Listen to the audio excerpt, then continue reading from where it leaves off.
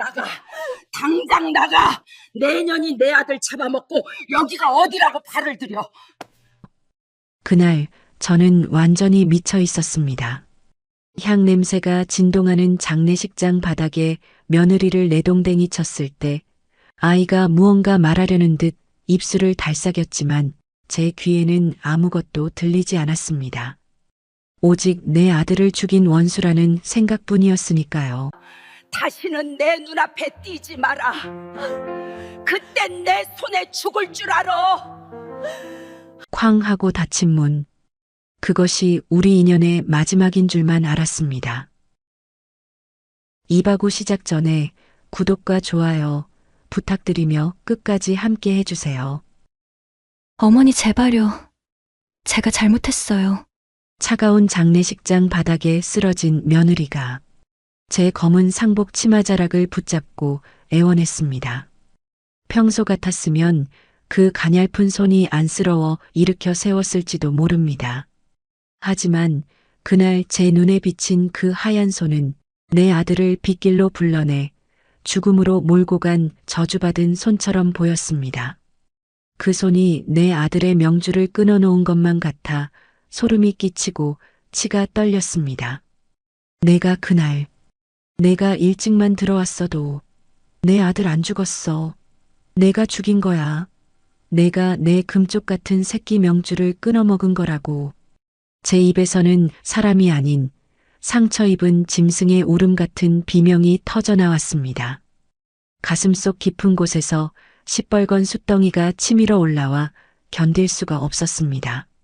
아들은 그 비오는 밤 야근하고 늦게까지 들어오지 않는 며느리가 걱정되어 우산을 들고 마중을 나갔다가 변을 당했습니다. 지은이가 비 맞는 거 싫어하잖아요. 정류장까지만 다녀올게요.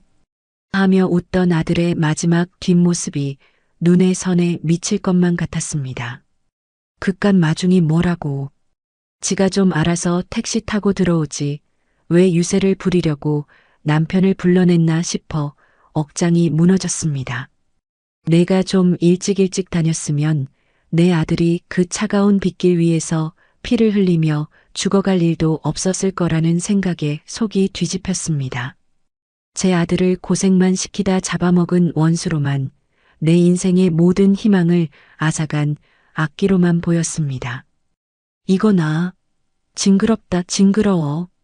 저는 며느리의 손을 매몰차게 뿌리쳤습니다. 지은이는 힘없이 차가운 장례식장 복도 바닥으로 나뒹굴었습니다. 쿵 하는 소리가 났지만 저는 눈 하나 깜짝하지 않았습니다. 그런데 참 이상한 일이었습니다. 그렇게 세게 밀친 것도 아닌데 아이가 바닥을 구르면서도 본능적으로 배를 감싸주며 웅크리는 것이었습니다. 얼굴은 핏기 하나 없이 창백해서는 식은 땀을 줄줄 흘리고 있었고 입술은 파르르 떨리고 있었습니다.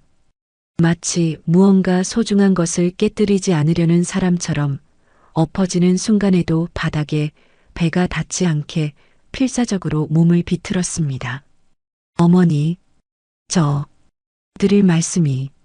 지은이가 고통스러운 듯 신음을 삼키며 품속에서 꼬깃꼬깃한 봉투 하나를 꺼내려 손을 떨었습니다. 하얀 봉투 끝자락이 보였지만 저는 그게 무엇인지 알고 싶지도 않았습니다. 그 꼴조차 보기 싫었습니다. 저는 그 아이의 입을 막아버리듯 고래고래 소리를 질렀습니다. 닥쳐라. 내 입에서 나오는 말은 숨소리도 듣기 싫다. 당장 내 눈앞에서 꺼져.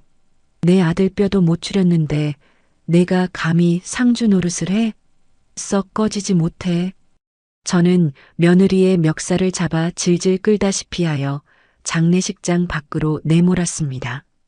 지은이는 반항 한 번 하지 못하고 제 손에 이끌려 밖으로 밀려났습니다. 문을 열자마자 거센 빗줄기가 사정없이 우리 두 사람을 때렸습니다. 천둥 소리가 하늘을 찢을 듯 울려 퍼졌습니다. 지은이는 신발도 제대로 신지 못한 채 차가운 아스팔트 바닥으로 넘어졌습니다. 벗겨진 슬리퍼 한 짝이 흙탕물에 섞인 빗물에 떠내려갔습니다. 집에 들어올 생각도 마라. 오늘부로 대문 비밀번호 싹 다 바꿀 거니까 내 옷가지들은 죄다 불태워 버릴 테니 그리 알아. 내 집에 내 냄새 남는 것도 싫다. 사람들이 웅성거리며 혀를 찼습니다. 아무리 그래도 며느리한테 너무하는 거 아니냐. 쫓아내도 장례는 치르게 해야지. 저게 무슨 짓이야. 아들 잃은 어미 심정이 오죽하면 저러겠어. 눈이 뒤집힐 만도 하지. 사람들의 시선 따위는 중요하지 않았습니다. 누가 나를 욕하든 미친 노인네라고 손가락질하든 상관없었습니다. 내 아들이 죽었는데 체면이 무슨 소용이고 인심이 무슨 소용입니까?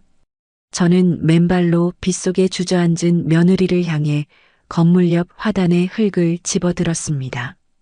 시커먼 흙을 한 줌 쥐어 며느리의 얼굴을 향해 힘껏 뿌렸습니다. 재수 없다. 퇴. 다시는 내 앞에 나타나지 마라. 그땐 내 손에 죽을 줄 알아. 차악 마이너스. 시커먼 흙이 며느리의 젖은 머리카락과 얼굴 위로 흩뿌려졌습니다. 빗물에 흘러내린 흙탕물이 눈에 들어갔을 텐데도 지은이는 눈 한 번 깜빡이지 않고 한참이나 저를 올려다보았습니다. 저주를 퍼붓는 시어머니를 원망하는 눈빛이 아니었습니다. 그 눈은 마치 혼자 남겨질 제가 사무치게 걱정되는, 그리고 두고 가는 무언가를 지키지 못한 죄인 같은 슬프고도 깊은 눈동자였습니다. 어머니, 건강하세요. 죄송합니다. 그 아이는 빗물이 흥건한 아스팔트 바닥에 이마를 대고 큰 절을 올렸습니다. 어깨가 들썩이며 흐느끼는 소리가 빗소리에 묻혔습니다. 그리고 비틀거리는 걸음으로 배를 움켜쥔 채 어둠 속으로 사라졌습니다. 뒤도 돌아보지 않는 그 뒷모습이 어찌나 위태로워 보이던지 마치 금방이라도 쓰러질 것만 같았습니다. 빗속으로 사라지는 며느리의 작은 등 뒤로 제 모진 말들이 비수처럼 꽂혔을 것입니다. 저는 쾅 하고 장례식장 문을 닫았습니다. 가슴이 뻥 뚫린 듯 시원해야 하는데 이상하게도 심장이 난도질 당한 것처럼 아팠습니다. 다리에 힘이 풀려 그 자리에 주저앉고 말았습니다. 젖은 상복에서 비릿한 물 냄새가 훅 끼쳐왔습니다.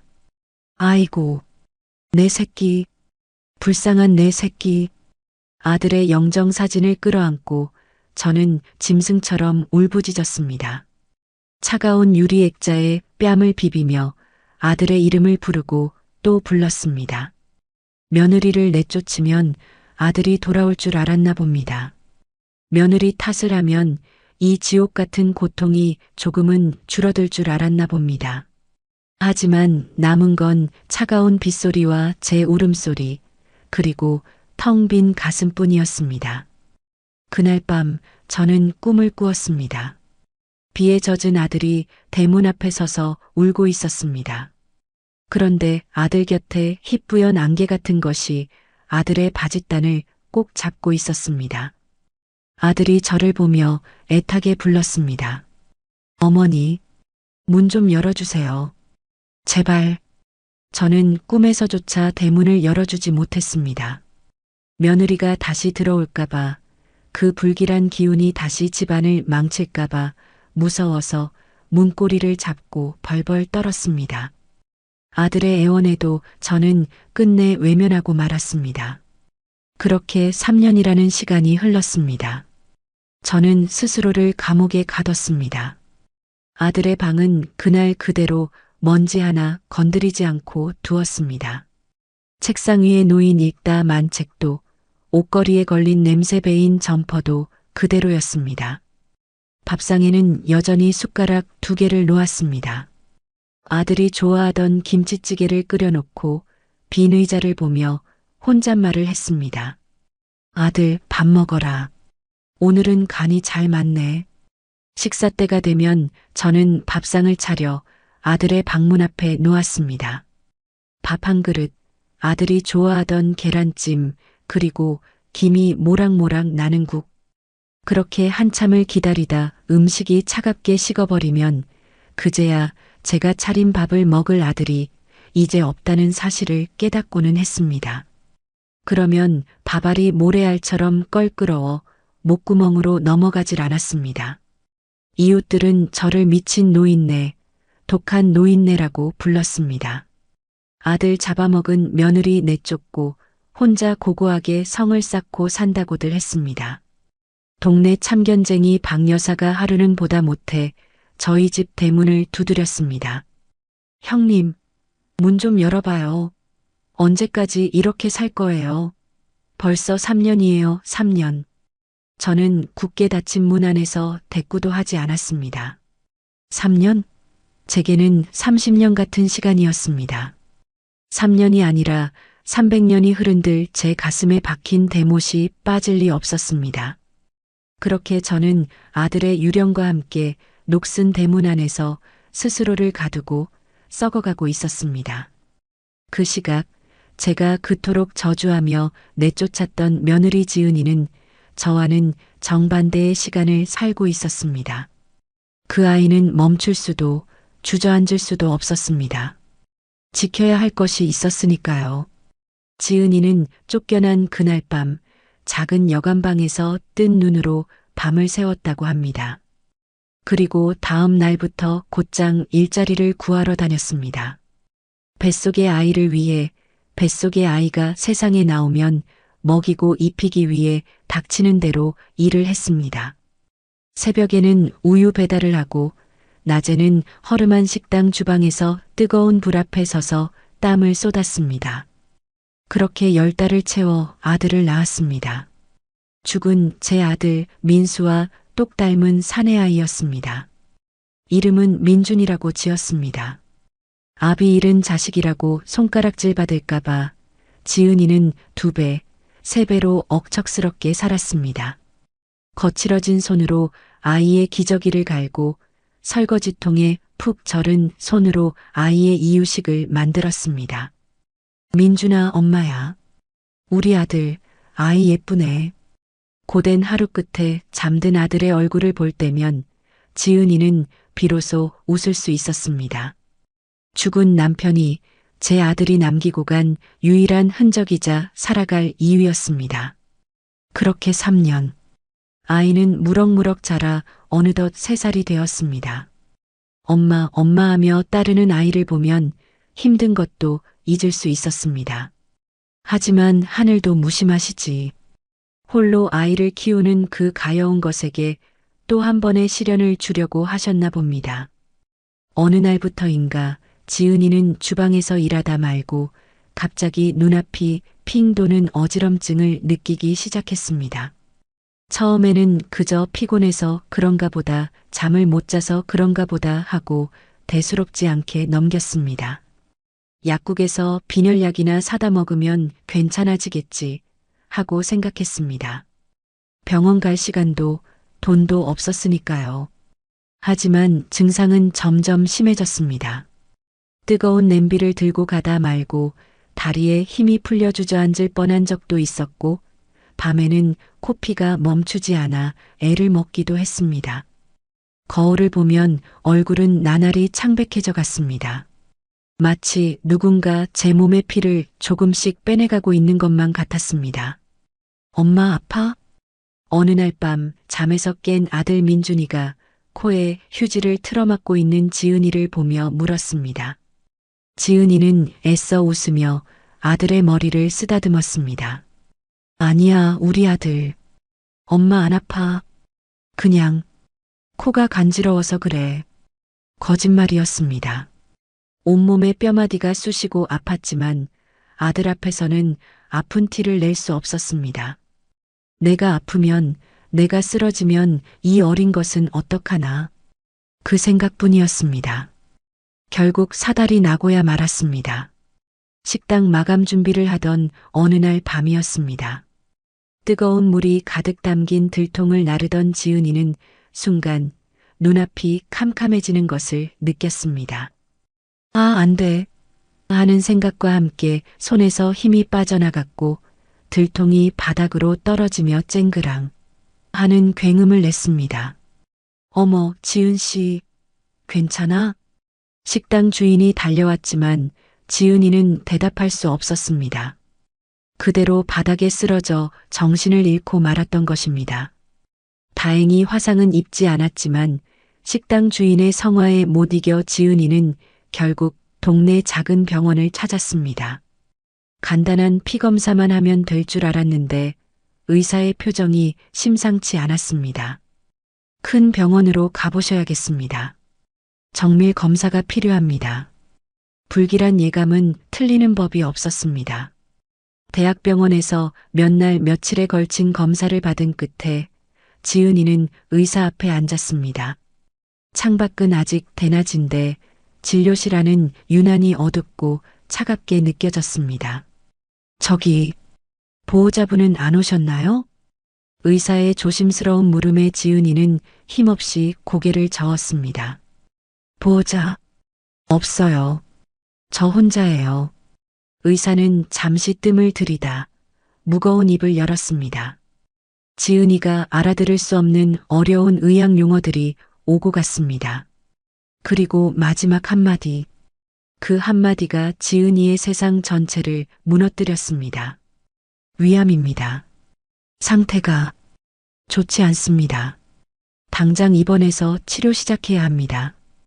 그 뒤로 의사가 무슨 말을 했는지 하나도 들리지 않았습니다. 귀에서 윙마이너스 하는 이명이 들리고 세상이 빙글빙글 돌았습니다. 백혈병? 드라마에서나 보던 그 병이 왜 나한테? 나는 아직 젊은데. 나한테는 아직 3살배기 아들이 있는데. 선생님, 잘못 보신 거죠? 그냥 심한 빈혈이라고. 그럴 리가 없어요. 안타깝지만 검사 결과는 명확합니다. 지은이는 진료실을 어떻게 걸어 나왔는지 기억나지 않습니다. 병원 복도에 기대어 한참을 멍하니 서 있었습니다. 눈물도 나지 않았습니다. 너무 큰 충격 앞에서는 눈물조차 얼어붙는다는 것을 그때 처음 알았습니다. 위암. 그 낯설고 무서운 단어가 제 며느리 지은이의 삶을 송두리째 뒤흔들어 놓았습니다. 병원 복도 의자에 힘없이 주저앉은 지은이의 손에는 구겨진 진단서가 들려 있었습니다. 창밖에는 3년 전 그날처럼 빗줄기가 추적추적 내리고 있었습니다. 마치 하늘도 지은이의 기구한 운명을 슬퍼하며 우는 것만 같았습니다. 왜 하필 나일까? 내가 무슨 큰 죄를 지었다고. 하늘을 원망할 힘조차 없었습니다. 지은이의 머릿속에는 오직 하나, 병실 침대에 뉘어놓을 수도, 차가운 수술실 밖에서 기다리게 할 수도 없는 3살배기 아들, 민준이 생각뿐이었습니다. 당장 입원을 하라는데, 치료를 받으라는데 아이를 맡길 곳이 없었습니다. 친정, 일찍 돌아가신 부모님, 형제도 없는 무남 동료 외동딸. 지은이에게는 정말이지 세상 천지에 의지할 피부치 하나 없었습니다.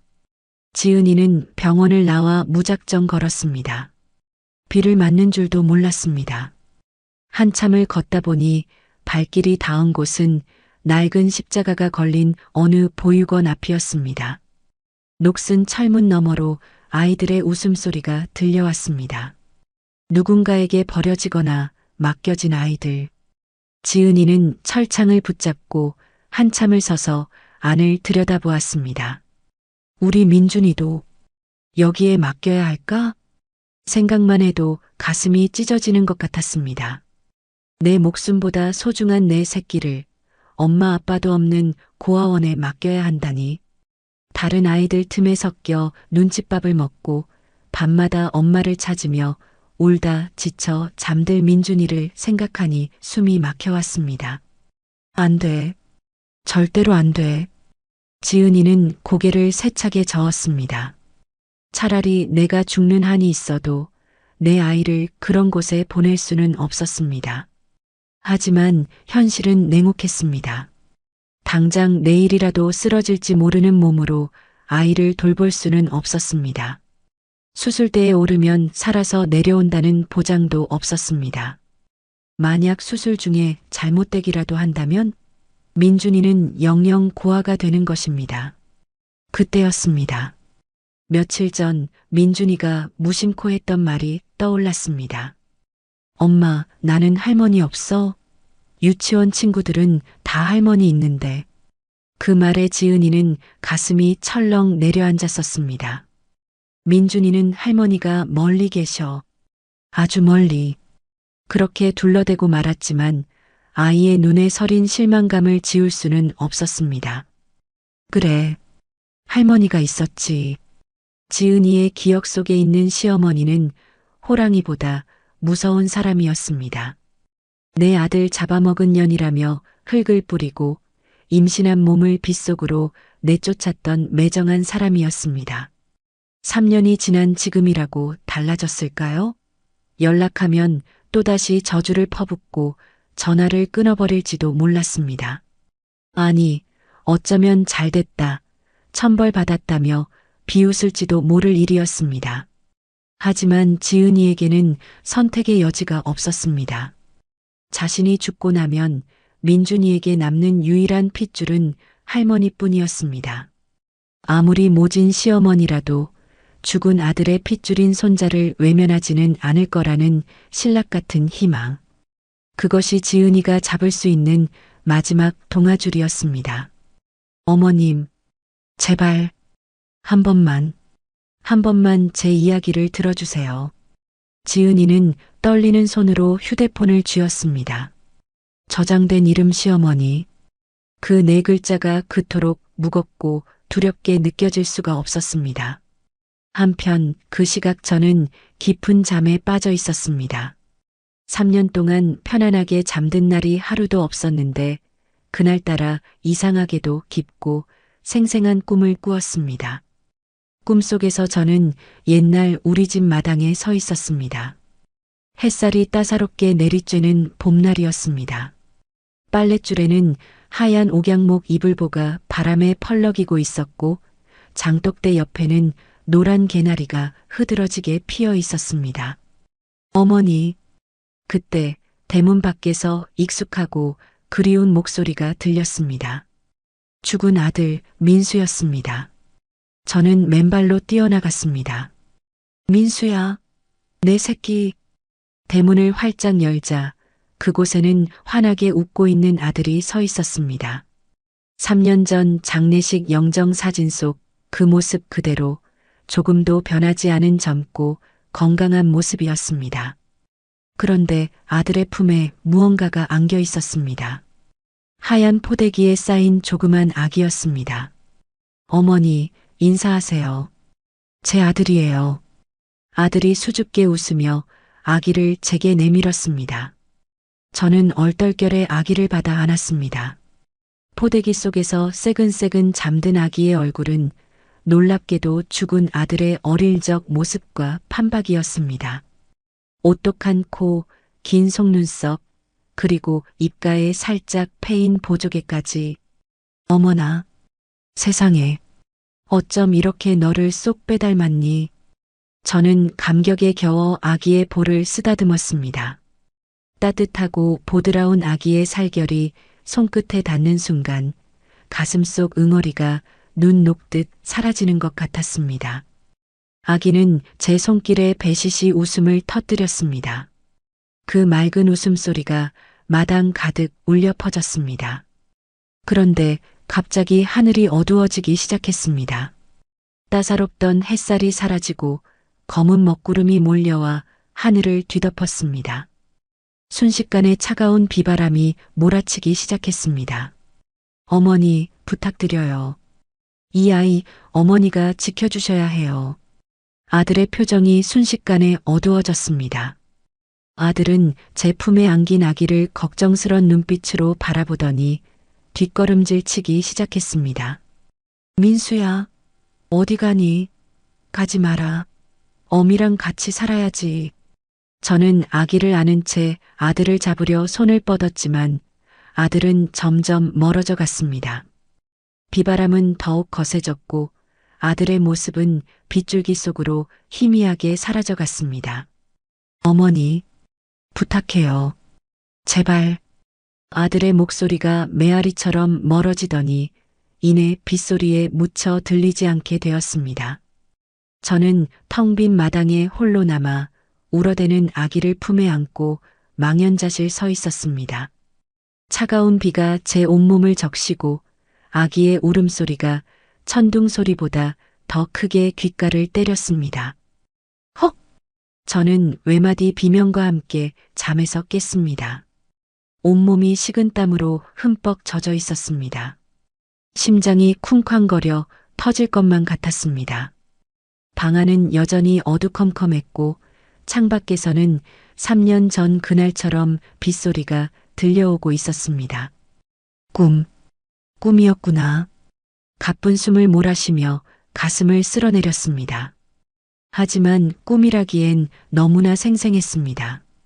품에 안았던 아기의 따뜻한 체온이, 아들의 간절한 목소리가 아직도 귓가에 맴돌았습니다. 개꿈이다. 개꿈이야. 애써 부정하며 다시 잠을 청하려 했지만 도저히 잠이 오지 않았습니다. 자꾸만 꿈속의 아기가 눈앞에 아른거렸습니다. 죽은 아들이 왜 하필 아기를 안고 나타나서 부탁한다는 말을 했을까? 도대체 무슨 의미일까? 불안한 예감이 스멀스멀 피어올랐습니다.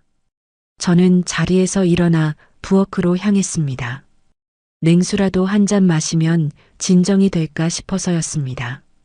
떨리는 손으로 냉장고 문을 열고 물병을 꺼내려는데 갑자기 거실 전화기가 요란하게 울리기 시작했습니다. 새벽 2시. 이 시간에 전화가 올 리가 없었습니다. 잘못 걸려온 전화겠지 하고 무시하려 했습니다. 하지만 전화벨 소리는 끊어지지 않고 계속해서 집안을 울렸습니다. 마치 저를 부르는 누군가의 절박한 외침 같았습니다. 저는 홀린 듯 전화기 앞으로 다가갔습니다. 수화기를 들까 말까 망설였습니다. 3년 동안 세상과의 소통을 끊고 살았는데 이 전화를 받으면 무언가가 깨져버릴 것만 같았습니다. 하지만 꿈속 아들의 목소리가 귓가에 겹쳐 들려왔습니다. 어머니, 부탁해요. 저는 저도 모르게 수화기를 집어들었습니다. 손이 덜덜 떨리고 있었습니다. 침을 꿀꺽 삼키며 조심스럽게 귀에 가져다 댔습니다. 여보세요? 수화기 너머에서는 한동안 아무 말도 들리지 않았습니다. 그저 거친 숨소리와 미세한 흐느낌만이 들려올 뿐이었습니다. 누구세요? 말씀하세요. 제가 다시 한번 묻자 그제야 건너편에서 아주 작고 떨리는 목소리가 들려왔습니다. 3년이라는 세월이 흘렀지만 저는 단번에 알아들을 수 있었습니다. 잊으려야 잊을 수 없었던 제 아들의 마지막을 함께했던 그 목소리. 어머니, 저예요. 지은이. 심장이 덜컥 내려앉는 것 같았습니다. 3년 만에 듣는 며느리의 목소리. 그런데 그 목소리가 예전과는 달랐습니다. 원망이나 분노가 서린 목소리가 아니었습니다. 물기 어린, 금방이라도 끊어질 듯 위태로운 목소리였습니다. 어머니, 죄송해요. 정말 죄송해요. 그런데 저 어머니밖에 없어서 염치 없는 거 알지만 제발. 지은이는 말을 잇지 못하고 울음을 터뜨렸습니다. 수화기를 통해 전해져 오는 그 울음소리가 제 가슴을 쿡쿡 찔러왔습니다. 꿈속에서 들었던 아기의 울음소리와 며느리의 울음소리가 묘하게 겹쳐지며 제 머릿속을 하얗게 만들었습니다. 저는 아무 말도 할 수 없었습니다. 인연이 어디라고 전화를 해? 라고 소리쳐야 마땅한데 입이 떨어지지 않았습니다. 그저 멍하니 수화기를 든 채 며느리의 흐느낌을 듣고만 있었습니다. 도대체 무슨 일이길래 3년 동안 죽은 듯이 살던 애가 한밤중에 전화를 해서 저렇게 서럽게 우는 것일까? 불길한 예감이 현실이 되어 제 목을 조여오고 있었습니다. 아들, 제 아들 좀 살려주세요. 수화기 너머로 들려온 그 한마디가 고요하던 제 집안을, 아니, 제 인생을 송두리째 뒤흔들었습니다. 바닥에 떨어진 수화기에서는 여전히 지은이의 흐느끼는 소리가 새어나오고 있었습니다. 저는 덜덜 떨리는 손으로 다시 수화기를 집어 귀에 댔습니다. 심장이 밖으로 튀어나올 듯이 쿵쿵거렸습니다. 너 지금 뭐라고 했냐? 아들, 그게 무슨 소리야? 제 목소리는 갈라지고 있었습니다. 꿈인가? 아직도 내가 꿈을 꾸고 있는 건가? 3년 전 죽은 내 아들이 살아 돌아오기라도 했다는 말인가? 머릿속이 뒤죽박죽 엉켜버려 아무런 판단도 서지 않았습니다. 어머니, 저 많이 아파요. 죽을 병에 걸렸대요. 제가 죽으면 우리 민준이 고아원에 가야 해요. 제발 한 번만 와주세요. 어머니 손주예요. 민수 씨 아들이라고요. 지은이는 숨이 넘어갈 듯 헐떡이며 말을 이었습니다. 죽을 병, 고아원, 손주, 민수 씨 아들. 지은이가 뱉어내는 단어 하나하나가 망치처럼 제 머리를 때렸습니다. 거짓말 마라. 어디서 수작이야. 내가 낳은 자식이 왜 내 아들 자식이야. 내 아들은 3년 전에 죽었는데 너 돈 필요해서 그러지? 돈 뜯어내려고 쇼하는 거지. 저는 악을 쓰며 소리쳤습니다. 믿을 수 없었습니다. 아니, 믿고 싶지 않았습니다. 그 아이가 낳은 자식이 내 핏줄이라니. 내가 쫓아낼 때 임신 중이었다는 말인가? 그럴 리 없어. 그럴 리가 없어. 제가 3년 전 장례식장에서 저지른 짓들이 주마등처럼 스쳐 지나갔습니다. 며느리를 밀치고 쫓아내고 소금을 뿌리던 제 모습. 만약 그게 사실이라면 나는 며느리만 쫓아낸 게 아니라 내 아들의 핏줄까지 내다버린 천하의 못된 시어미가 되는 것이었습니다. 그 죄책감을 감당할 자신이 없어서 저는 필사적으로 부정했습니다. 아니에요. 어머니, 정말이에요. 그날 장례식장에서 말씀드리려고 했는데 어머니가 듣지 않으셨잖아요. 흑흑, 저 수술 받아야 한대요. 죽을지도 몰라요. 제발 민준이 얼굴만이라도 봐주세요. 부탁드려요. 지은이의 목소리는 점점 희미해져 갔습니다. 진심이었습니다. 돈을 요구하는 목소리가 아니었습니다. 죽음을 앞둔 어미가 새끼를 부탁하는 벼랑 끝에 선 사람의 절박한 목소리였습니다. 어머니, 한국대학병원 503호예요. 기다릴게요. 끊을게요. 뚝. 전화가 끊겼습니다. 멍하니 수화기를 든 채 저는 한참 동안 그 자리에 서 있었습니다. 뚜마이너스 하는 기계음만이 텅 빈 거실을 채웠습니다. 한국대학병원 503호. 민수 씨 아들. 입안에서 그 말이 뱅뱅 돌았습니다. 다리에 힘이 풀려 주저앉고 말았습니다. 식은땀이 비 오듯 흘러내렸습니다. 설마 진짜일까? 3년 전 바닥에 쓰러지면서도 배를 감싸 쥐던 지은이의 모습이 떠올랐습니다. 참 이상한 일이었습니다. 그렇게 세게 밀친 것도 아닌데 그때 제가 느꼈던 그 의아함. 어머니, 드릴 말씀이. 지은이가 꺼내려다만 꼬깃꼬깃한 봉투, 그리고 방금 꾼 꿈속에서 아들이 안겨준 아기. 모든 퍼즐 조각이 하나씩 맞춰지는 것 같았습니다. 가슴이 덜컥 내려앉았습니다. 만약 진짜라면, 만약 그 아이가 내 아들의 씨를 품고 있었다면 나는 도대체 무슨 짓을 한 것인가? 뜬 눈으로 밤을 새웠습니다.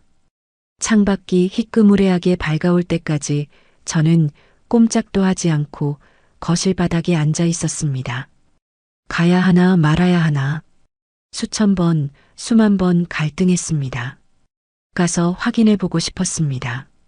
내 아들의 핏줄이 맞는지, 정말 내 아들을 닮았는지, 하지만 두려웠습니다. 만약 사실이라면 그 아이들 앞에 무슨 낯으로 서야 한단 말입니까? 며느리를 짐승 취급하고 내쫓은 시어머니가 이제 와서 할머니랍시고 나타나는 게 가당키나 한 일입니까? 차라리 모르는 척하는 게 낫지 않을까? 아니야, 며느리가 죽는다잖아. 고아원에 간다잖아. 내 새끼 핏줄이 고아원에서 자라게 둘 수는 없잖아. 제 안에서 두 개의 자아가 치열하게 싸웠습니다. 가지마. 함정일 수도 있어. 내가 무슨 자격이 있어. 가야 해. 민수가 꿈에 나와 부탁했잖아. 내 손주잖아. 결국 저를 일으켜 세운 건 아들의 방에 걸려 있던 낡은 가족 사진이었습니다. 사진 속에서 아들은 저를 보며 환하게 웃고 있었습니다. 마치 어머니, 제 아들 좀 봐주세요라고 말하는 것 같았습니다. 그래, 가보자. 가서 내 눈으로 똑똑히 확인이나 해보자. 거짓말이면 그년 머리채를 다 뽑아놓고 올 테다. 저는 주섬주섬 옷을 챙겨 입었습니다. 3년 동안 장롱 깊숙이 처박혀 있던 외출복을 꺼냈습니다. 옷에서 퀴퀴한 조명 냄새가 났습니다. 거울 속에 비친 제 모습은 낯설기만 했습니다. 푸석한 얼굴, 하얗게 센 머리카락, 앙상하게 마른 몸, 영락없는 꼬부랑 할미였습니다. 3년 만에 현관문을 열었습니다. 끼잉 마이너스 하는 소리와 함께 녹슨 대문이 열렸습니다. 눈부신 햇살이 쏟아져 들어와 눈을 뜰 수가 없었습니다. 세상은 3년 전과 다름없이 돌아가고 있었습니다. 사람들은 바쁘게 오가고 차들은 쌩쌩 달리고 저 혼자만 멈춰 있던 시간이 한꺼번에 밀려오는 것 같아 현기증이 났습니다.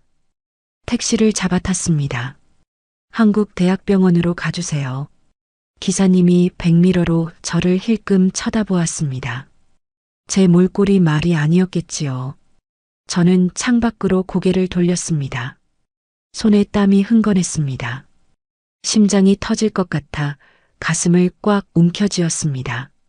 병원 로비는 사람들로 북적였습니다. 소독약 냄새가 코를 찔렀습니다. 엘리베이터를 타고 5층으로 올라가는 동안 제 숨소리가 점점 거칠어졌습니다. 5층 버튼을 누르는 손가락이 파르르 떨렸습니다. 501호, 502호, 503호. 병실 앞까지 어떻게 걸어왔는지 기억나지 않습니다. 503호 팻말 앞에 서자 다리가 후들거려 서 있기도 힘들었습니다. 문 너머에서 무슨 소리가 들리는 것 같아 저는 숨을 죽이고 귀를 기울였습니다.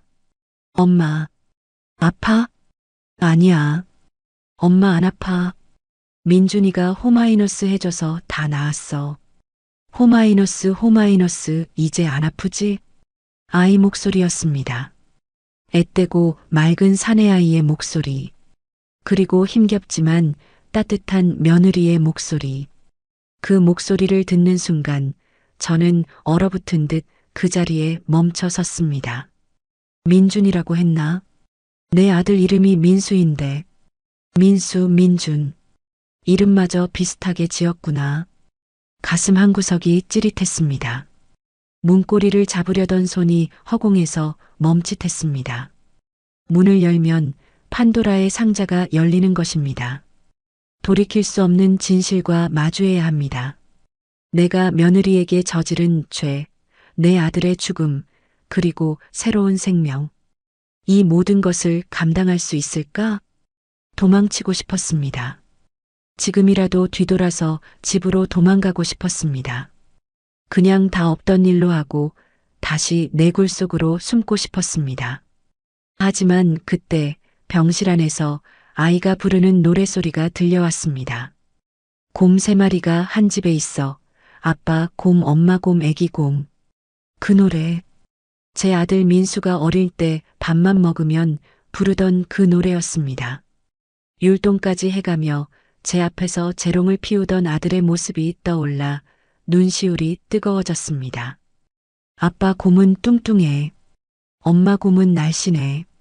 그런데 아이는 할머니 곰은 부르지 않았습니다. 할머니가 없으니까요. 아빠도 없고 할머니도 없고 저 어린 것이 눈물이 왈칵 쏟아질 것 같아 입술을 깨물었습니다. 더 이상 망설일 시간이 없었습니다. 며느리가 수술실로 들어가기 전에 내 눈으로 확인해야 했습니다. 저는 떨리는 손으로 차가운 문고리를 잡았습니다.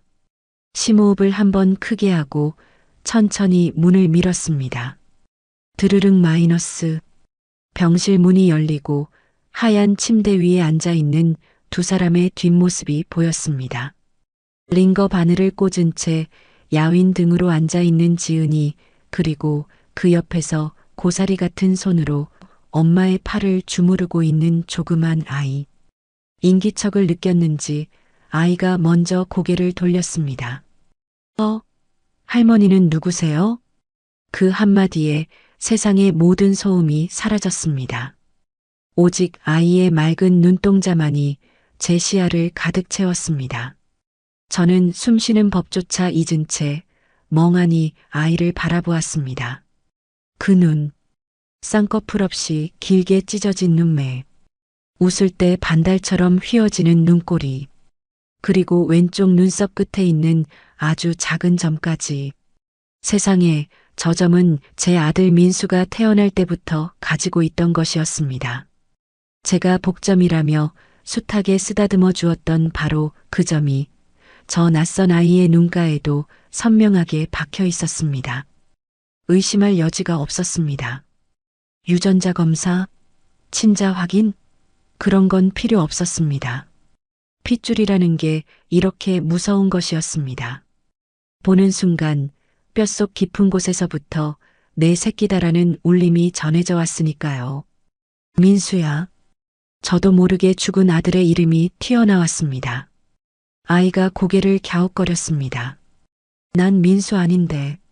난 최민준인데. 할머니는 누구세요? 최민준. 며느리 성을 따랐구나. 아비 없는 자식이라 제 성을 못 따르고 어미 성을 따랐구나. 그 생각에 가슴이 미어지는 것 같았습니다. 어머니, 와주셨군요. 정말 감사합니다. 정말. 침대에 힘없이 기대어 있던 지은이가 몸을 일으키려 애쓰며 말했습니다. 3년 만에 가까이서 본 며느리의 얼굴은 처참했습니다. 핏기라고는 찾아볼 수 없는 창백한 피부, 앙상하게 마른 손목. 3년 전 제 손에 이끌려 빗속으로 내쫓기던 그날보다 더 위태로워 보였습니다. 저는 떨리는 다리를 겨우 움직여 침대 곁으로 다가갔습니다. 아이가 낯선 할머니의 접근에 겁을 먹었는지 지은이의 등 뒤로 숨으며 저를 빤히 쳐다보았습니다.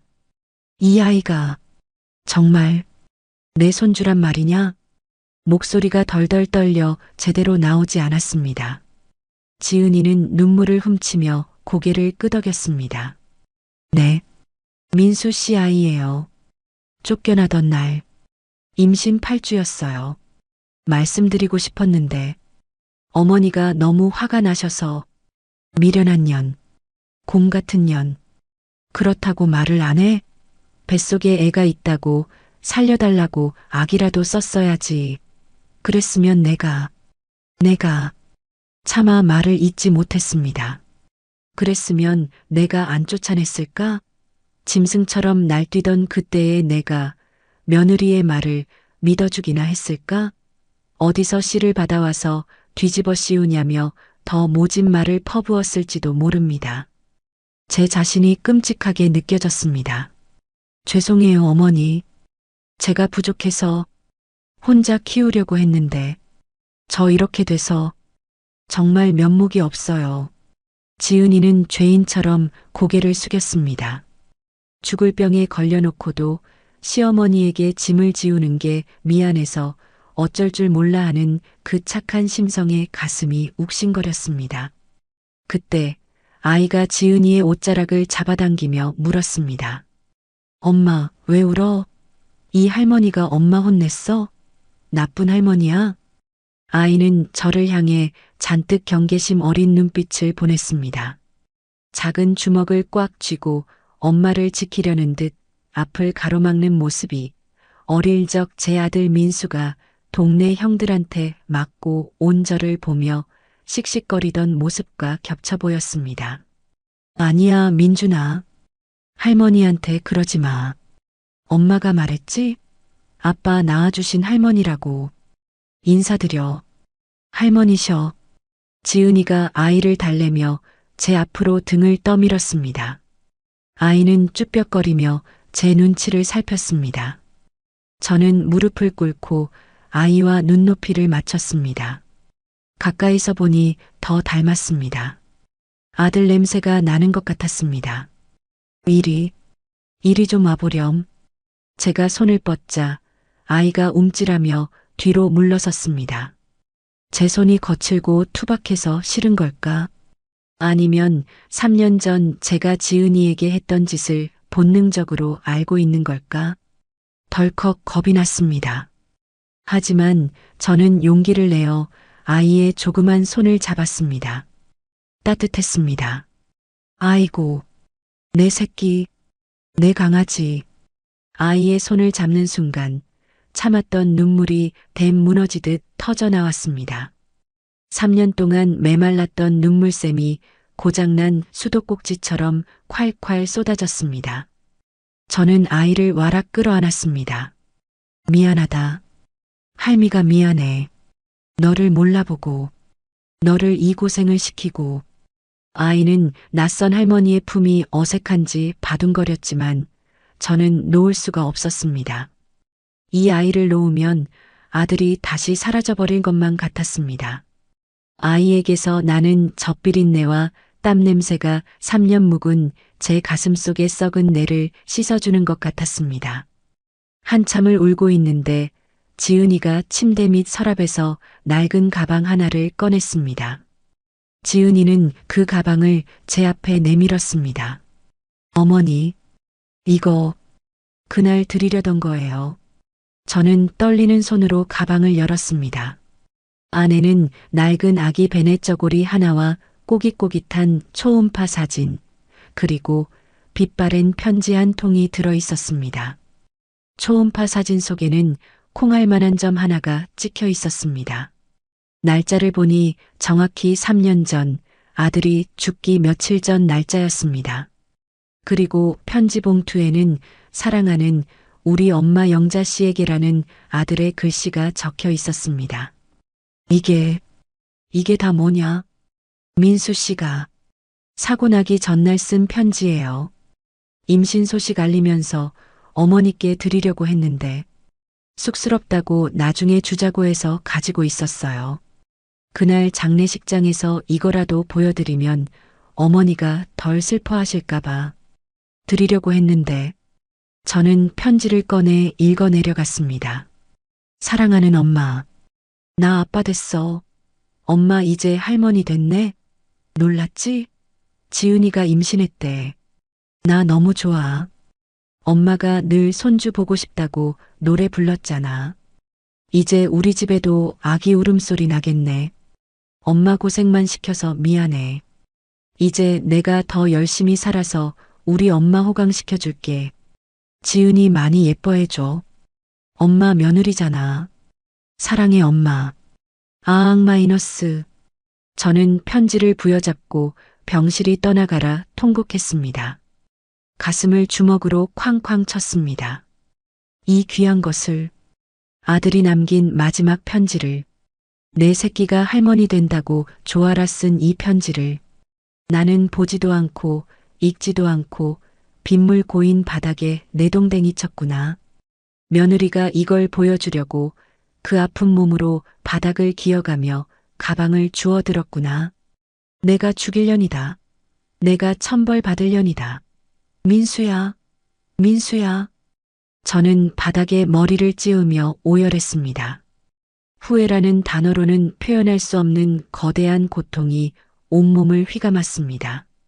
지은이가 놀라서 침대에서 내려와 저를 말렸습니다. 어머니, 그러지 마세요. 이러시면 안 돼요. 민준이 놀라요. 아가, 내가 잘못했다. 내가 미쳐서 너한테 몹쓸 짓을 했다. 용서해다오. 제발 용서해다오. 저는 며느리의 발을 붙잡고 빌었습니다. 지은이도 저를 부둥켜 안고 함께 울었습니다. 고부간의 3년 묵은 한이 눈물로 범벅되어 흘러내렸습니다. 민준이는 영문도 모른 채 엄마와 할머니가 우는 모습을 보며 덩달아 의학 마이너스하고 울음을 터뜨렸습니다. 그때 병실 문이 드르륵 열리고 간호사가 들어왔습니다. 이지은 환자분 수술실로 이동하실 시간입니다. 올 것이 왔습니다. 지은이는 황급히 눈물을 닦고 아이를 제게 안겨주었습니다. 어머니, 민준이, 부탁드려요. 혹시 제가 못 깨어나더라도 우리 민준이 그런 소리 마라. 재수없게 무슨 소리냐? 너 살아나야 해. 살아서 내 아들 장가가는 것도 보고 내 제사상도 차려줘야 할 거 아니냐? 썩을년 죽기만 해봐라. 내가 가만 안 둘 테니까. 저는 짐짓 호통을 쳤지만 목소리는 물기에 젖어 떨리고 있었습니다. 지은이는 그런 제 마음을 알았는지 핏기 없는 입술로 옅은 미소를 지어 보였습니다. 네, 꼭 살아올게요. 어머니, 밥 잘 챙겨 드세요. 이동 침대에 누운 며느리가 멀어져 갔습니다. 수술실로 향하는 복도는 왜 그리 길고 차갑게 느껴지는지 저는 민준이를 품에 꼭 안고 그 뒤를 따랐습니다. 수술실 앞. 보호자분은 여기까지만 오실 수 있습니다. 지은이가 수술실 문 안으로 사라지기 직전 저를 향해, 아니, 제 품에 안긴 민준이를 향해 손을 흔들었습니다. 민준아, 엄마 금방 갔다 올게. 할머니 말씀 잘 듣고 있어. 알았지? 엄마, 가지마. 나도 갈래. 엄마. 민준이가 제 품에서 빠져나가려 발버둥을 쳤습니다. 저는 아이를 꽉 끌어안으며 며느리의 마지막 모습을 눈에 담았습니다. 문이 닫히고 수술 중이라는 빨간 불이 들어왔습니다. 저는 털썩 주저앉았습니다. 차가운 복도 의자에 앉아 제 품에 안겨 훌쩍이는 손자의 등을 토닥이며 기도했습니다. 3년 동안 부처님도 하느님도 다 원망하며 살았는데 오늘만큼은 염치불구하고 빌고 또 빌었습니다. 제발 제 며느리 좀 살려주십시오. 제 아들 잡아간 것도 모자라 며느리까지 데려가시면 안 됩니다. 이 어린 것에게서 엄마마저 뺏어가시면 안 됩니다. 제 목숨을 가져가셔도 좋으니 제발 저 아이만은 살려주십시오. 제가 지은 죄 남은 평생 저 아이 발 닦아주며 갚겠습니다. 제발, 제발, 제 기도를 하늘이 들어줄까요? 아니면 제가 지은 죄가 너무 커서 벌을 내리시는 걸까요? 수술실 위에 빨간 불빛이 제 심장을 붉게 태우는 것만 같았습니다. 시간은 야속하게도 흘러가고 수술실 문은 굳게 닫힌 채 열릴 줄을 몰랐습니다. 수술 중, 저 붉은 글씨가 켜진 지 벌써 3시간이 지났습니다. 1분 1초가 1년처럼 느껴지는 피를 말리는 시간이었습니다. 병원 복도의 차가운 공기는 제 살갗을 파고들었고 소독약 냄새는 속을 메스껍게 만들었습니다. 위암입니다. 진행이 많이 된 것 같습니다. 수술 전 의사가 했던 말이 귓가에 맴돌아 미칠 것만 같았습니다. 3년 동안 지은이는 그 고된 식당 일을 하면서도 물마른 밥 한 술 제대로 넘기지 못했을 겁니다. 남편 잃은 슬픔에 시어머니의 저주에 홀로 아이 키우는 막막함까지 그 모든 게 독이 되어 며느리의 속을 갉아먹고 있었던 겁니다. 내가 죽인 거야. 내가 그 아이 속에 암덩어리를 키운 거야. 죄책감이 파도처럼 밀려와 숨을 쉴 수가 없었습니다.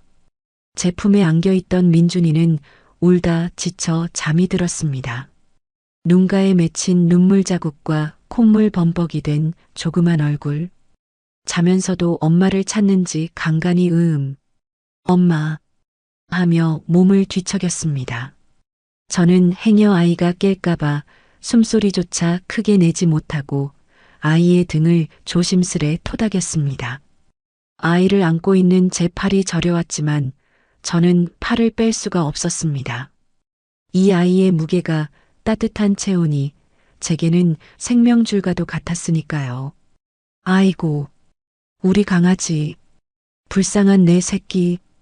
아이의 머리카락을 쓸어 넘기다 저는 또 한 번 놀라고 말았습니다. 아이의 오른쪽 귀 뒤에 있는 조그만 흉터. 손톱 자국처럼 희미하게 남은 그 흉터는 제 아들 민수가 5살 때 자전거를 배우다 넘어져 생긴 흉터와 똑같은 위치에 있었습니다.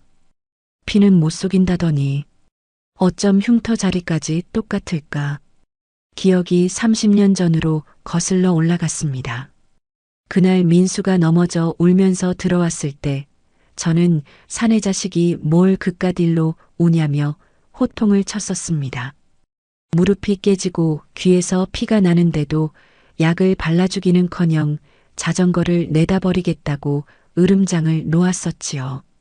그때 서럽게 울던 어린 민수의 얼굴이 지금 제 품에 잠든 민준이의 얼굴과 겹쳐 보였습니다. 내가 그때 왜 그랬을까? 따뜻하게 안아줄걸? 많이 아팠지? 하고 호마이너스 해줄걸? 그때는 사는 게 너무 팍팍해서 남편 없이 아들 혼자 키우는 게 너무 버거워서 제 자식한테 따뜻한 말 한마디 제대로 못 해줬습니다. 강하게 키워야 한다며 아비 없는 자식 소리 안 듣게 해야 한다며 모질게만 굴었습니다. 그게 사랑인 줄 알았습니다. 하지만 이제 와서 보니 그건 그저 제 삶의 고단함을 어린 아들에게 화풀이한 것에 불과했습니다. 아들에게 못해준 것들이 가슴에 사무쳐 저는 잠든 민준이의 볼에 가만히 제 뺨을 비벼보았습니다. 보들보들한 살결에서 나는 달큰한 냄새.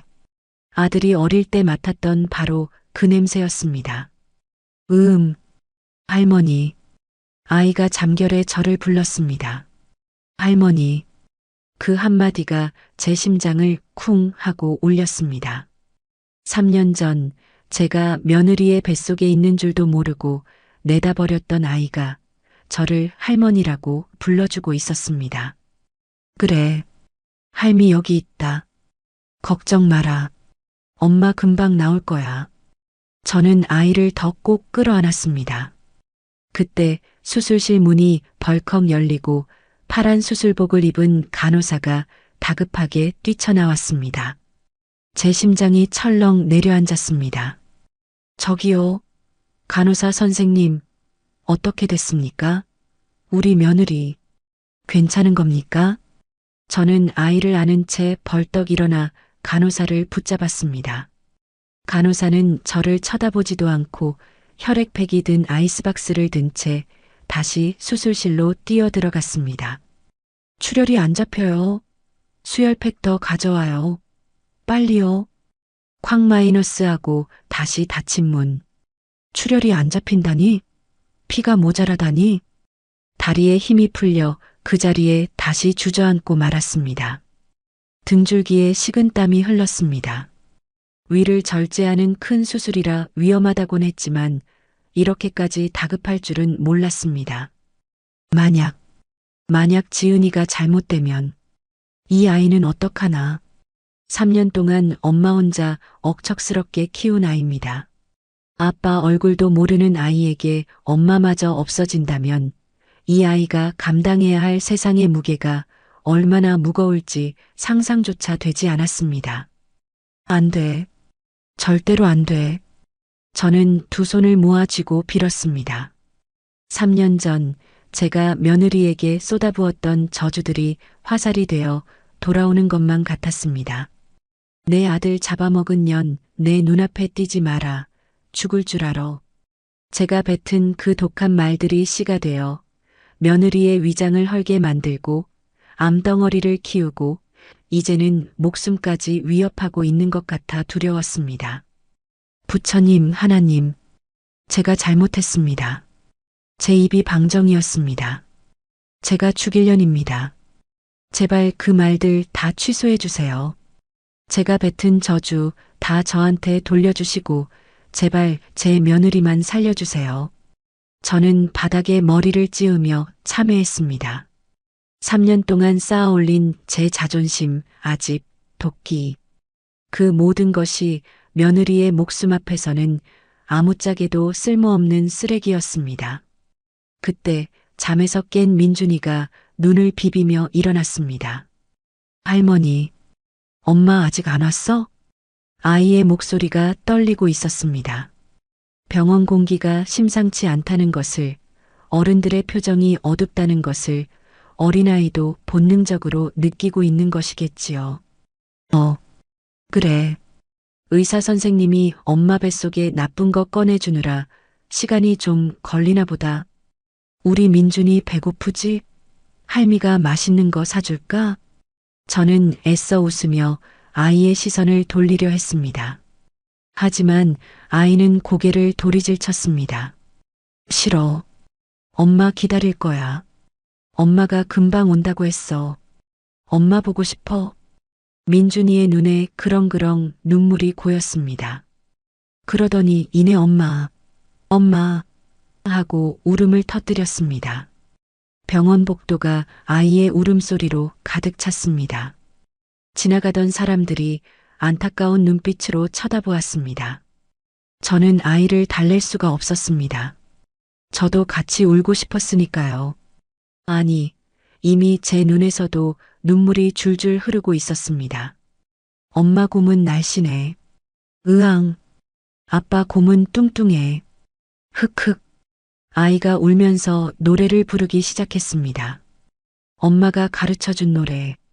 무서울 때나 슬플 때 부르라고 가르쳐준 노래였을까요? 엉엉 울면서도 씩씩하게 노래를 부르려는 아이의 모습이 너무나 애처로워 제 가슴이 찢어지는 것 같았습니다. 그래, 민준아, 노래 부르자. 노래 부르면 엄마가 빨리 올 거야. 저도 아이를 따라 노래를 불렀습니다. 쉰 목소리로 음정도 박자도 맞지 않는 노래를 불렀습니다. 애기 곰은 너무 귀여워. 으쓱, 으쓱, 잘한다. 30년 전 아들 민수에게 불러주던 그 노래를 이제는 손자 민준이에게 불러주고 있었습니다. 세월을 건너뛰어 다시 부르는 자장가. 하지만 이 노래는 평화로운 자장가가 아니라 생사를 오가는 며느리를 위한 그리고 남겨진 우리 두 사람을 위한 처절한 기도였습니다. 그렇게 얼마나 시간이 흘렀을까요? 창밖은 이미 어둑어둑해져 밤이 되었습니다. 5시간, 6시간, 수술 시간은 예정보다 훨씬 길어지고 있었습니다. 이제는 지쳐서 울 힘도 없는 민준이는 제 무릎을 베고 누워 멍하니 천장만 바라보고 있었습니다. 저 역시 탈진한 상태로 벽에 기대어 있었습니다. 그때였습니다. 수술실 위의 수술 중 램프가 꺼졌습니다. 제 심장도 같이 멈추는 것 같았습니다.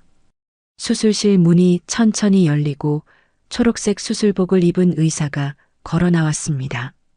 마스크를 벗는 의사의 표정은 지쳐 보였고 땀으로 범벅이 되어 있었습니다. 저는 벌떡 일어나지 못했습니다. 다리가 굳어 움직이지 않았습니다.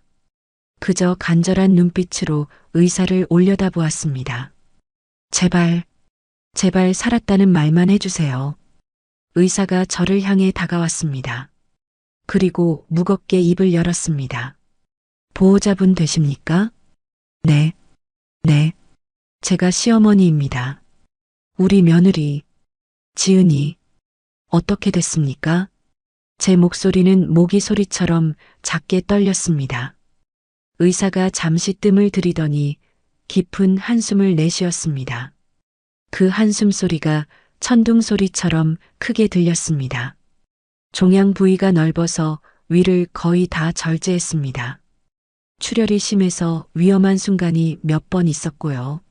심장이 쿵 하고 내려앉았습니다. 눈앞이 캄캄해졌습니다. 그래서 잘못된 겁니까?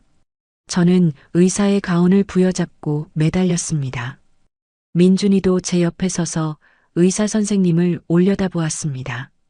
선생님, 우리 엄마. 아이의 떨리는 물음에 의사가 천천히 마스크를 완전히 벗어 손에 쥐었습니다. 그리고 저와 아이를 번갈아 보며 입을 열었습니다. 다행입니다. 수술은 아주 잘 끝났습니다. 그 한마디, 세상 그 어떤 명곡보다, 그 어떤 복권 당첨 소식보다 더 감미롭고 가슴 벅찬 한마디였습니다. 종양 부위가 넓어 위를 3분의 2나 절제해야 했지만 다행히 다른 장기로의 전이는 막았습니다. 출혈도 잡혔고요. 환자분 의지가 워낙 강하셔서 그 힘든 수술을 잘 버텨주셨습니다. 아이고, 선생님, 감사합니다. 정말 감사합니다. 저는 의사의 두 손을 덥석 잡고 허리를 90도로 굽혀 인사를 했습니다. 다리에 힘이 풀려 바닥에 주저앉을 뻔한 것을 간신히 정신력으로 버텼습니다. 옆에 있던 민준이도 뭔지 잘은 모르지만 할머니가 고마워하는 것을 보고는 따라 배꼽 인사를 했습니다. 감사합니다. 우리 엄마 고쳐주셔서 감사합니다. 의사가 빙그레 웃으며 아이의 머리를 쓰다듬어 주었습니다. 그래, 엄마가 민준이 보고 싶어서 힘내신 거야. 이제 회복실로 옮길 건데 마취 깨려면 시간이 좀 걸릴 겁니다. 중환자실에서 하루 경과 지켜보고 일반 병실로 옮길 테니 너무 걱정 마세요. 의사가 떠나고 난 뒤 저는 그 자리에 털썩 주저앉아 엉엉 울었습니다. 이번에는 슬픔의 눈물이 아니라 안도와 감사의 눈물이었습니다. 살았구나. 내 며느리가 살았어. 내 손주 엄마가 살았어. 할머니, 이제 엄마 안 아파? 민준이가 제 눈물을 고사리 같은 손으로 닦아주며 물었습니다. 저는 아이를 와락 끌어안고 볼에 뽀뽀 세례를 퍼부었습니다. 그래, 안 아파. 이제 엄마 다 나았어. 우리 민준이가 노래 불러줘서 엄마가 힘냈나 보다. 아이고, 내 새끼. 장하다, 장해. 중환자실 면회 시간은 짧게 정해져 있었습니다. 면회복으로 갈아입고 들어선 중환자실은 기계 소리만 가득한 삭막한 곳이었습니다. B- 하는 규칙적인 기계음, 곳곳에 꽂힌 링거줄과 산소호흡기, 그 한가운데에 지은이가 누워 있었습니다. 수술 전보다 더 창백하고 야윈 모습으로 입에는 기도 삽관을 한 채 힘겨운 숨을 몰아쉬고 있는 며느리. 그 모습을 보는 순간 억장이 무너져 내리는 것 같았습니다. 저는 떨리는 손으로 지은이의 손을 잡았습니다. 얼음장처럼 차가운 손, 거칠어진 마디마디마다 고된 식당 일의 흔적이 굳은 살로 박여 있었습니다. 3년 전 곱디곱던 그 손이 이렇게 망가질 동안 저는 따뜻한 밥 한 끼, 따뜻한 말 한마디 건네지 않았습니다. 아가, 지은아, 불러도 대답 없는 며느리의 귓가에 대고 저는 3년 동안 가슴속에 묻어두었던, 아니 차마 인정하기 싫어 외면했던 말들을 토해냈습니다. 미안하다. 정말 미안하다. 이 못난 시어미가 죄인이다. 내 아들 죽은 게 너무 억울해서, 내 하늘이 무너진 게 너무 분해서 만만한 너한테 화풀이를 했다. 내 속이 문드러지는 줄도 모르고 내 몸에 암덩어리가 자라는 줄도 모르고 내가 너를 죽음으로 내몰았구나. 눈물이 지은이의 손등 위로 뚝뚝 떨어졌습니다. 그런데도 이 모진 시어미한테 아들 핏줄 살려달라고 전화해주고 우리 민준이 이렇게 예쁘게 키워줘서 고맙다. 정말 고맙다. 내가 죽어서 민수놈을 어떻게 보나 했는데 이제 내 덕분에 낯짝이라도 들게 생겼다. 제 눈물 때문이었을까요? 아니면 3년 묵은 제 진심이 닿은 것일까요? 지은이의 눈가에서 눈물 한 방울이 주르륵 흘러내려 베개를 적셨습니다. 의식은 없어도 다 듣고 있는 게 분명했습니다. 일어나라. 얼른 일어나서 나한테 욕이라도 해라. 시어머니가 되어서 해준 게 뭐 있냐고 대들기라도 해라. 다 받아주마. 내가 하라는 대로 다 하마. 제발 눈만 뜨거라. 면회 시간이 끝나 간호사에게 쫓겨나듯 나왔습니다. 대기실 의자에 앉아 밤을 새웠습니다. 민준이는 제 무릎을 베고 잠이 들었습니다. 저는 잠든 아이의 등에 덮어준 제 카디건을 여며주며 뜬 눈으로 밤을 지새웠습니다. 창밖으로 동이 터오는 것을 보며 다짐하고 또 다짐했습니다. 다시는 이 아이들을 놓지 않겠노라고. 다음 날 아침, 기적처럼 지은이가 일반 병실로 옮겨졌습니다. 아직 말은 못하고 눈만 겨우 깜빡이는 상태였지만 의사는 고비는 넘겼다고 했습니다. 1인실 병실. 창가로 따스한 햇살이 쏟아져 들어왔습니다. 지은이는 침대에 비스듬히 누워 있었고 민준이는 침대 옆에 달라붙어 엄마의 손을 꼭 잡고 있었습니다. 엄마, 아야해? 호마이너스 해줄까? 아이가 지은이의 배 쪽을 향해 입을 동그랗게 모으고 바람을 불었습니다. 지은이는 산소호흡기를 뗀 입으로 힘겹게 미소를 지어 보였습니다. 저는 병실 구석에서 사과를 깎고 있었습니다. 손이 떨려 껍질이 자꾸 끊어졌습니다. 다 깎은 사과를 접시에 담아 조심스럽게 침대 곁으로 다가갔습니다. 지은이와 눈이 마주쳤습니다. 3년 전에 그 주눅든 눈빛이 아니라 생사의 고비를 넘긴 사람만이 가질 수 있는 맑고 깊은 눈빛이었습니다. 어머니. 지은이가 갈라진 목소리로 저를 불렀습니다. 목이 마른지 쇳소리가 섞여 있었습니다. 오냐. 말하지 마라. 목 아프다. 저는 황급히 물수건으로 지은이의 입가를 적셔주었습니다. 지은이는 제 손길을 피하지 않았습니다. 그게 어찌나 고맙고 미안하던지. 어머니, 죄송해요. 저 때문에 고생하셔서. 이 아이는 죽다 살아나서도 시어머니 걱정뿐입니다. 천성이 착해 빠진 곰 같은 아이. 저는 울컥 치미는 감정을 억누르며 짐짓퉁명스럽게 말했습니다. 죄송하긴 뭐가 죄송해. 산 사람은 살아야지. 너 살려고 수술한 거다. 나 보라고 산 게 아니라 저 핏덩이 보라고 산 거야. 알았냐? 네. 의사 선생님이 오늘은 물만 먹으라더구나. 나중에 괜찮아지면 미음 먹을 수 있다니까 내가 아주 기가 막히게 끓여주마. 나 요리 잘하는 거 알지? 네. 어머니 음식 늘 먹고 싶었어요. 특히 김치찌개. 김치찌개. 그 단어에 제 가슴이 철렁했습니다. 3년 전 죽은 아들이 좋아하던 김치찌개. 지은이도 그걸 알고 있었을 텐데 굳이 그 음식을 말한 건 저를 용서하겠다는, 아니, 과거의 상처를 덮고 넘어가겠다는 뜻이었을까요? 그래, 김치찌개. 푹 끓여주마. 돼지고기 숭숭 썰어 넣고 두부 큼직하게 썰어 넣어서 내 남편이 내 아들 민수가 좋아하던 그 맛 그대로 내가 해주마. 제 목소리가 물기에 젖어 떨렸습니다. 지은이도 눈시울을 붉히며 고개를 끄덕였습니다. 우리는 서로 알 수 있었습니다. 그 김치찌개라는 단어 하나로 우리 사이에 놓여있던 3년의 원망과 오해의 강을 건넜다는 것을요. 그때 민준이가 배가 고픈지 칭얼거렸습니다. 할머니, 나 배고파. 밥 줘. 오냐 우리 강아지. 할미랑 매점 가서 맛있는 거 사올까? 제가 자리에서 일어나려 하자 지은이가 제 소매를 살짝 잡았습니다.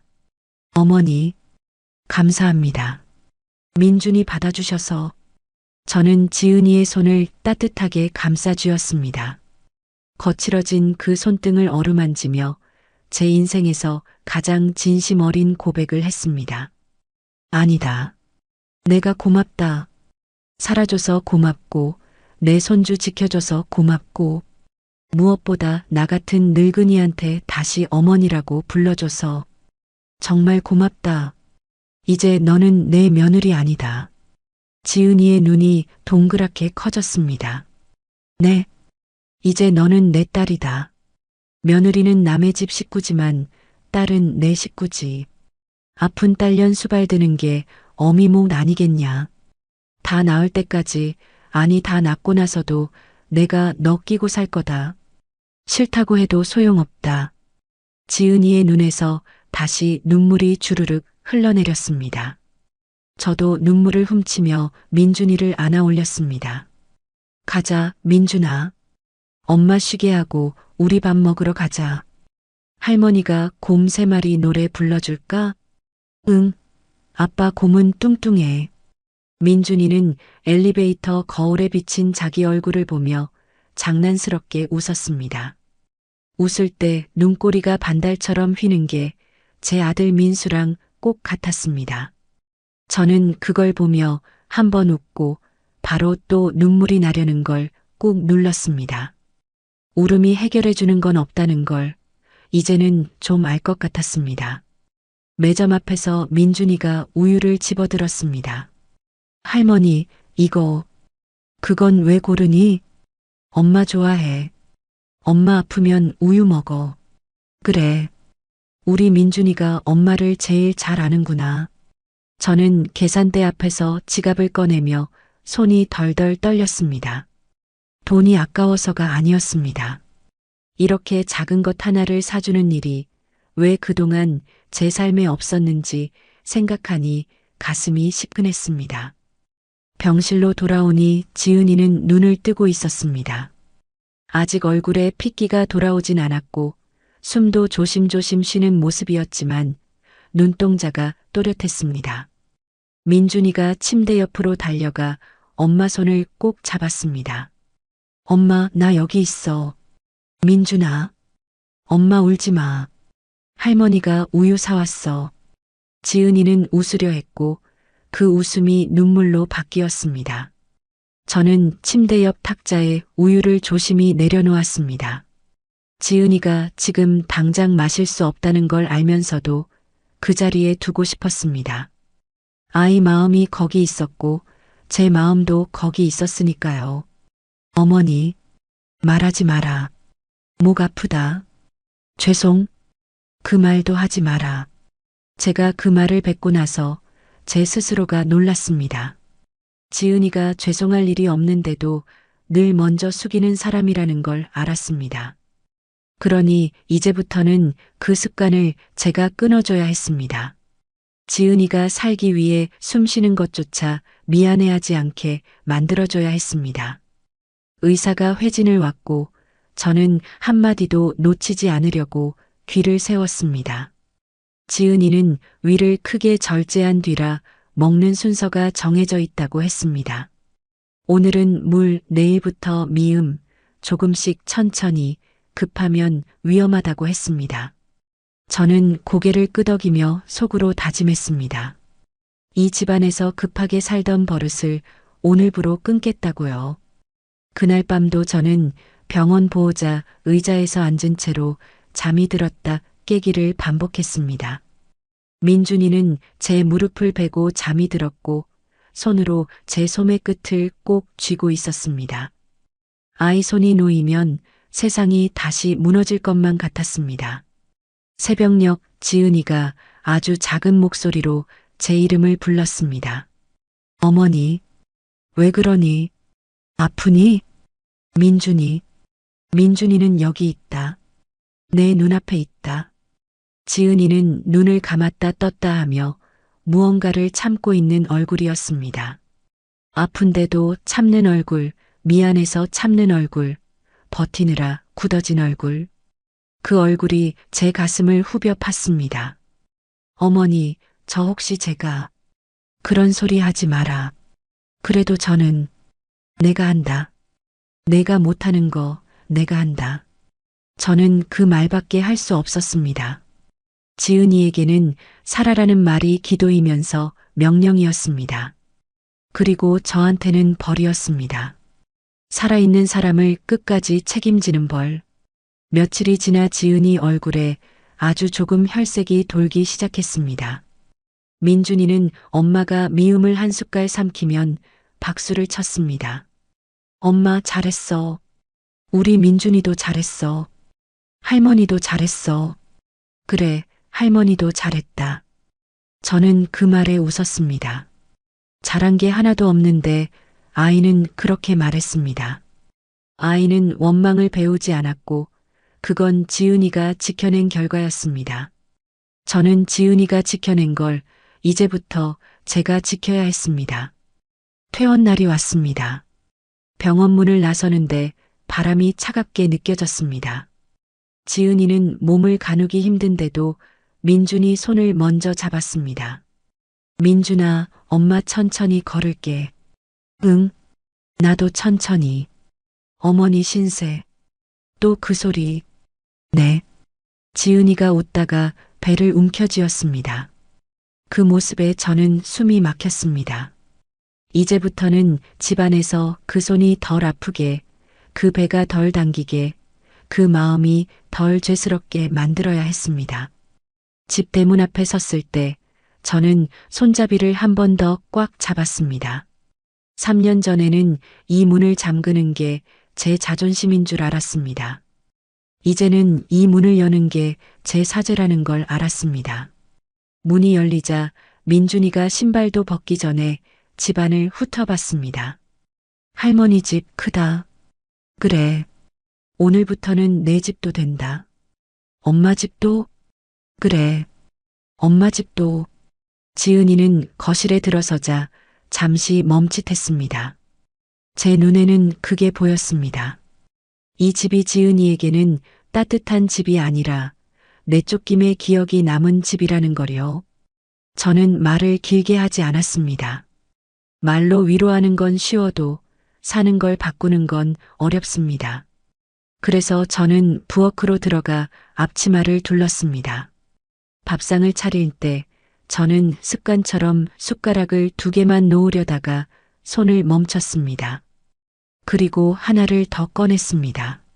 숟가락 3개가 나란히 놓이는 순간 제 목이 꽉 막혔습니다. 그 숟가락 하나가 제가 잃어버린 3년을 대신해 줄 순 없겠지요. 그래도 오늘부터는 달라질 수 있다는 약속은 되었습니다. 민준이가 제 옆에 앉았습니다. 할머니, 밥 먹기 전에 뭐 해야 돼? 뭐 해야 되니? 손? 그래. 손 씻자. 손 씻고 돌아온 민준이가 제 흉내를 내며 2 손을 모았습니다. 잘 먹겠습니다. 그래, 잘 먹자. 지은이 앞에는 미음이 올라갔고 저는 숟가락을 아주 작게 떠서 조심스럽게 내밀었습니다. 많이 먹지 말고 한 숟갈씩만. 네, 어머니. 지은아. 네. 고맙다는 말은 천천히 해도 된다. 오늘은 그냥 먹어라. 네. 지은이는 미움을 삼키고 눈을 감았습니다. 아픈지, 고마운지, 무서운지 그 눈감음 하나에 모든 게 섞여 있는 얼굴이었습니다. 저는 그 얼굴을 보며 속으로 말했습니다. 다시는 너 혼자 버티게 하지 않겠다고요. 저는 밥상을 다시 한번 바라봤습니다. 숟가락 3개가 그대로 놓여 있었습니다. 그 숟가락 하나가 제게는 벌이었습니다. 그리고 동시에 제 삶을 다시 사람답게 만드는 시작이었습니다. 오늘의 이바구는 여기까지입니다. 끝까지 함께 해주셔서 감사드리며 구독과 좋아요 눌러주시면 놀라운 인생 사연들을 누구보다 먼저 무료로 만나보실 수 있습니다.